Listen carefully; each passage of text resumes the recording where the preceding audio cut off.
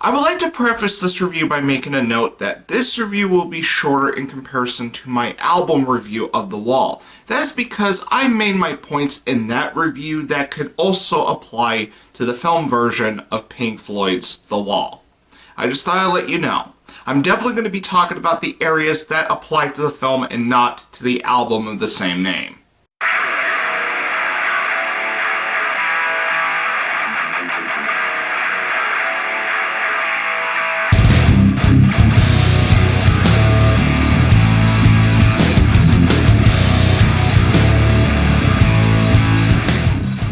Howdy, Full Metal Cowboys, straight shooting a review of Pink Floyd, The Wall.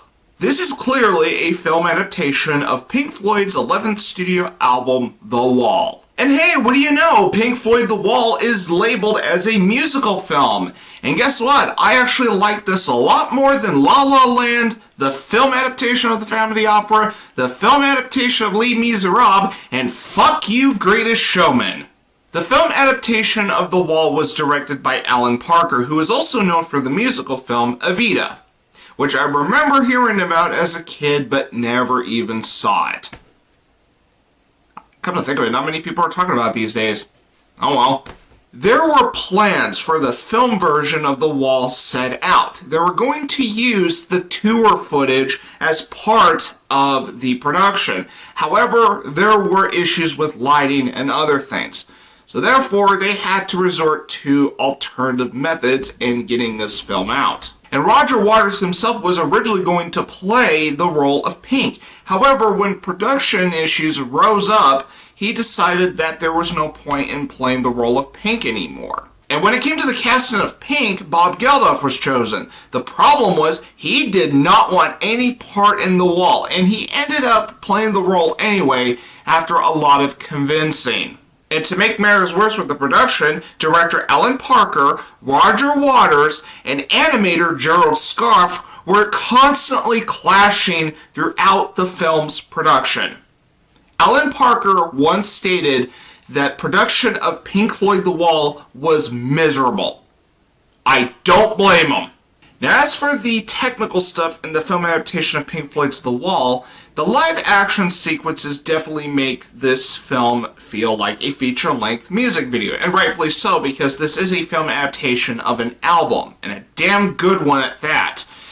Now, as for the animated scenes, this contains some of the best animation you will ever see on film. Now, since I already have reviewed the album that this film is based on, I won't be talking about characters or plot, so I'll make my last talking point be on the music, since this is the biggest selling point of the film adaptation of Pink Floyd's The Wall. Most of the songs in this film are ripped straight from the album it is based on, although some of the songs do sound different, but it's not really that much of a game breaker.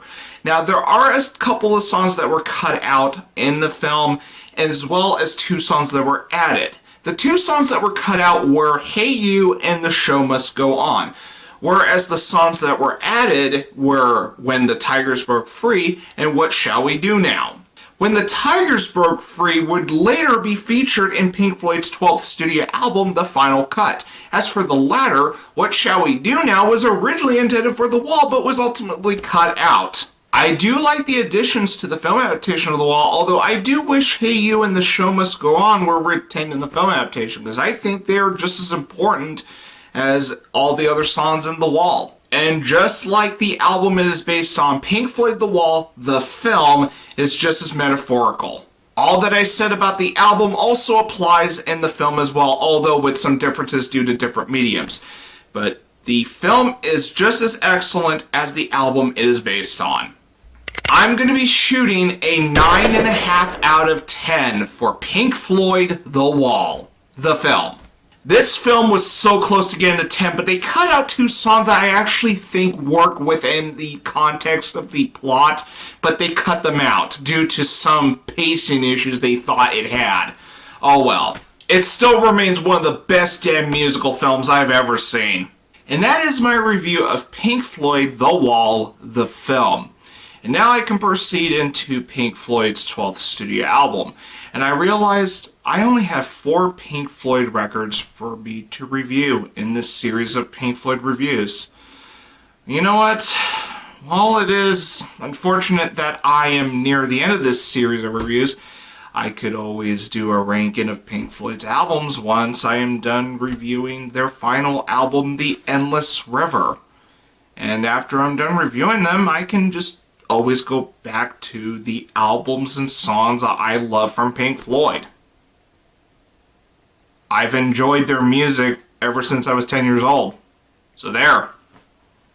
I'll be reloading for my next review, so until then, I'll see you later.